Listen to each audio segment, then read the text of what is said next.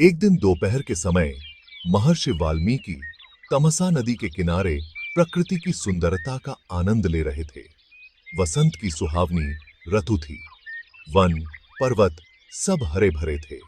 भांति भांति के पक्षी कलरव कर रहे थे। तमसा मंद गति से बह रही थी। नदी के किनारे लंबी चोंच वाले चटकीले रंग के पक्षी एक पांत में ध्यान लगाए बैठे थे। उनमें से कभी कोई तेजी से तीर की तरह उड़ता और पानी में चोंच डुबोकर कुछ पकड़ कर ले जाता। नदी तट की शोभा को देखकर महर्षि वाल्मीकि का मन अपार हर्ष से भर उठा। सहसा उनके कान में क्रौंच पक्षी की सुरीली ध्वनि पड़ी। आंख उठाई तो देखा कि क्रौंच पक्षी का एक जोड़ा नदी तट पर कल्लोल कर रहा है।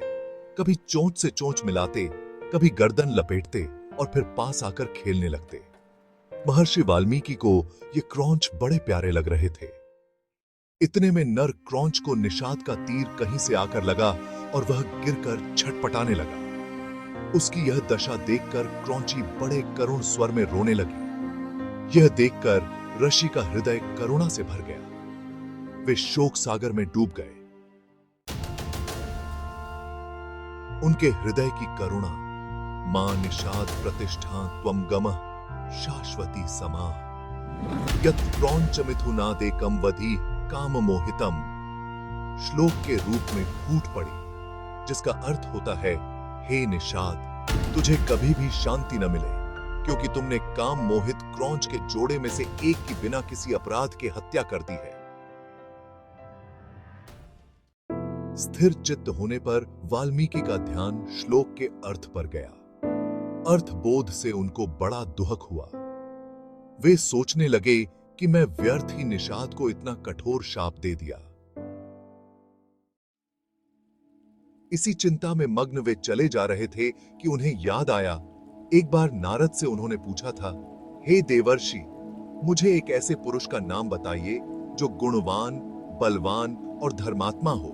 नारद ने कहा था कि ऐसे एक ही पुरुष को मैं जानता हूं।